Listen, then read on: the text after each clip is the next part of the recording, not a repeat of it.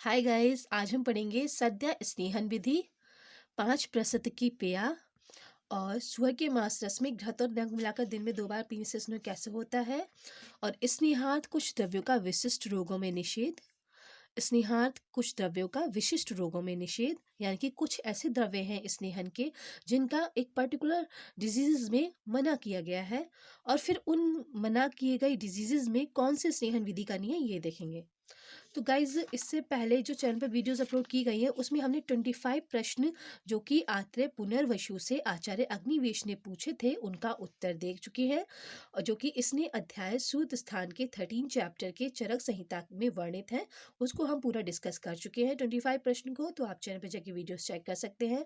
उस चैप्टर में ये छोटे छोटे टॉपिक्स दिए गए हैं, इस पे हम 3-4 वीडियोस देखेंगे कि जो छोटे छोटे टॉपिक्स हैं जो कि इसने अध्याय में दिए गए हैं, तो उसमें क्या क्या बताया गया है। इसके बाद हमारा ये इसने अध्याय चैप्टर बाय गॉड्स ग्रेस ये खत्म हो जाएगा, फिर हम दूसरे टॉपिक पर आएंगे। तो आज हम पढ़ते हैं सद्य स्नेहन विधि। तो श्लोक देखते हैं। 5 प्रसृत की पेया पायसो मास मिश्र का क्षीर सिद्धो वहु स्नेह स्नेहयद चिरान नरम।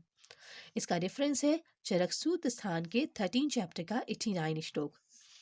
तो 5 प्रसत की पेया पायसो मास मिश्र का, इसमें दूध और चावल और उड़द मिलाकर 5 पासत की पेया में 5 पास की पेया क्या होती है वो अभी हम इससे नेक्स्ट वाले श्लोक में देखेंगे। लेकिन 5 पास की नाम की पेया जो होती है उसमें घृत 5 प्रसर्त में 5 कंटेंट होते हैं जो कि एक एक प्रसर्त होते हैं। तो 5 कंटेंट कौन से होते हैं? घृत, तेल, बसा, मज्जा और चावल। तो घृत, तेल, बसा, मज्जा और चावल में दूध मिला के, पायसो दूध मिला के, उड़द मिला के हमें क्या करना है? खीर बनानी है। पायसो पायसो मतलब खीर, दूध मिला और क्षीर सिद्धो बहु स्नेहा स्नेहा चिरान्यरम। क्षीर से सिद्ध करके उसमें प्रभुत मात्रा में स्नेह मिला के, इससे जो होता है स्नेहाद चिरान नरम, इससे बहुत शीघ्र ही, अचिर मतलब बहुत जल्दी, नर का, नरम मतलब मनुष्य का स्नेहन हो जाता है। तो इसकी हिंदी देख लेते हैं। पंच प्रसत की नाम की पेया और दूध में सिद्ध किए हुए चावल की खीर जिसमें उड़द मिलाया गया हो, जिसमें अधिक मात्रा में घृत मिलाया गया हो, इसका सेवन करने से शीघ्र ही मनुष्य का सेहन होता है। अब हम देखेंगे 5 प्राशद की पेया क्या होती है। तो सर्पी, तेल, बसा, मज्जा, तंडुल प्रसरते श्रिता 5 प्राशद की पेया पेया स्नेहम मिच्छता। तो सर्पी यानी कि घृत, तेल यानी कि ऑयल, बसा यानी कि फैट, मज्जा यानी कि बोन मैरो जो होती है, और तंडुल मतलब चावल। ये प्रसद है, प्रसद मतलब एक एक प्रसद। अब प्रसद क्या होता है? प्रसद जो होता है वो एक मेजरिंग क्वांटिटी है, और एक प्रसरत में 8 तोला होता है। 8 तोला होता है और 2 पल होता है। 2 पल होता है, और 1 तोला जो होता है वो 11.66 ग्राम का होता है। तो एक प्रसर्त जो हुआ वो अप्रोक्सीमेट 94 ग्राम का हुआ, अप्रोक्सीमेट। ठीक है। तो एक प्रसर्त में 8 तोला और 2 पल होता है, और 1 तोला में 11.66 ग्राम होता है, तो एक प्रसत में 94 ग्राम होता है। तो जो सर्पी, तेल, बसा, मज्जा और तंडुल है, इसे हमें 94 ग्राम प्रत्येक को लेना है। सर्पी को 94 ग्राम, तेल को 94 ग्राम, बसा को 94 ग्राम, मज्जा को 94 ग्राम और चावल को 94 ग्राम। तो अप्रोक्सीमेट ये हमारा 500 ग्राम, अगर अप्रोक्सीमेशन करें तो 500 ग्राम हो जाता है। 500 यानी कि आधा किलो हो जाता है। तो 5 पास की पेया स्नेहम मिच्छता। तो घृत, तेल, बसा, मज्जा और चावल एक एक प्रसत लेकर बनाई हुई पेया का नाम 5 प्राशद की पेया है। इसे शरीर का स्नेहन चाहने वाले पुरुषों को पीना चाहिए। अब ये जो श्लोक है, ये सौकरों वाला, ये चरक उपस्कार में प्रक्षेप के रूप में दिया गया है।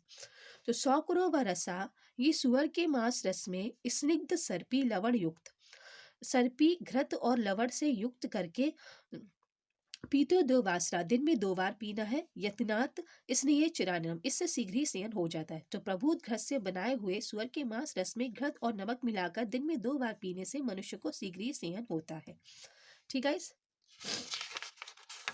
अब हम पढ़ेंगे स्नेहात कुछ द्रव्य का विशिष्ट रोगों में निषेध, यानी कि स्नेहन करने वाले ऐसे कुछ द्रव्य हैं जिनका पर्टिकुलर डिजीजेस में मना किया गया है, कॉन्ट्राइंडिकेशन है।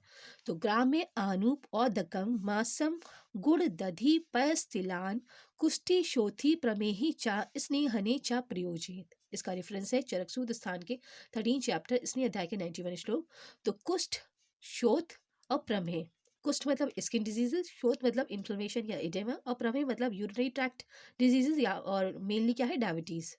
तो इससे पीड़ित रोगियों को ग्राम में आनूप और जलीय, ग्राम में आनूप और औदक, औदक मतलब होता है उदक, उदक यानी कि वाटर, तो यानी कि औदक से बना वाटर में रहने वाले जो जीव होते हैं, जलीय जीव होते हैं, उनका मांस, मांस गुड़ दही दूध और तिल, मांस गुड़ दही और तिल का प्रयोग स्नेहन करने के लिए नहीं करना चाहिए। तो कुष्ठ और शोथ और प्रमेही में ग्राम्य आनूप और जलीय जीवों का मांस नहीं खाना है, और गुड़ दही दूध और तिल का प्रयोग स्नेहन करने के लिए नहीं करना है। गुड़ दही दूध और तिल का प्रयोग स्नेहन करने के लिए नहीं करना है, किसमें, कुष्ठ शोथ और प्रमेह में। ठीक है, ये हमें याद रखना चाहिए कॉन्ट्राइंडिकेशन कौन सा है, ताकि हमें ट्रीटमेंट करने पर ये हमें बेनिफिशियल हो कि हमें किसका प्रयोग नहीं करना है।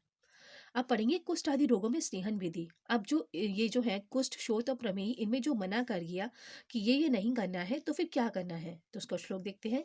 स्नेहयार यर्थाहम तान सिद्धे स्नेहेद विकार भी पिपली भी हरित तक्या सिद्धे त्रिफलया वा।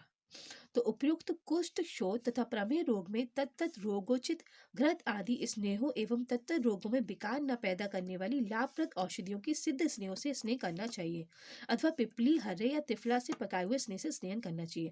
तो उपयुक्त कोष शुद्ध प्रमेह, उपयुक्त स्नेहार्थ अर्थहम तान, तान मतलब उपयुक्त कोष शुद्ध प्रमेह रोग में तत्त रोगोचित, जो जो उस रोग में हितकर हो, मतलब कुष्ठ में जो हितकर हो, शोथ में जो हितकर हो, प्रमेह में जो हितकर हो, घृत आदि स्नेहों में, जो घृत आदि स्नेहों जो कुष्ठ शोथ और प्रमेह में हितकर है, तथा रोगों में विकार न पैदा करने वाली लाभप्रद औषधियों से, और जो औषधियां उसमें विकार उत्पन्न न करें, इन रोगों में ऐसी औषधियां जो कोष शुद्ध शोथ और प्रमेह में डिजीज उत्पन्न ना करें और ज़्यादा उसको एग्रावेट ना करें, तो ऐसा करने वाली लाभप्रद औषधियों सिद्ध स्नेहों से स्नेहन करना चाहिए। तो उसमें घृत में ऐसे घृत जो उसके लिए लाभकारी हैं, फिर ऐसी औषधि जो उसमें विकार उत्पन्न न करें, इनको मिलाकर स्नेहन करना चाहिए। और पिपली हरे या त्रिफला से पकाए हुए स्नेह से स्नेहन करना चाहिए। पिपली भी हरितक्या त्रिफला, पिपली हरित की और त्रिफला, पिपली हरे मतलब हरित की और त्रिफला, त्रिफला मतलब आंवला की, विविध की और हरित की, इससे पकाए हुए स्नेह से स्नेहन करना चाहिए। ठीक है, तो हमने देख लिया कुष्ठ आदि रोगों में स्नेहन विधि, स्नेहात कुछ द्रव्य का विशिष्ट रोगों में निषेध। उससे पहले देखा शौक्र वाली, फिर देखा 5% की पेया क्या होती है, और सद्य स्नेहन विधि। अब पेया जो होती है, हमारा एक पॉइंट रह गया पेया। तो पेया जो होती है ना, उसमें 1:14 द्रव्य और उसका अमाउंट होता है। तो द्रव्य जो होता है वो 1 पार्ट है, तो द्रव यानी कि लिक्विड यानी कि वाटर जो होगा 14 पार्ट्स होगा, वाटर या लिक्विड 14 पार्ट्स होगा। ठीक है, तो ये पेया का याद रखिएगा। पेया जो होती है उसमें 1:14 में होता है।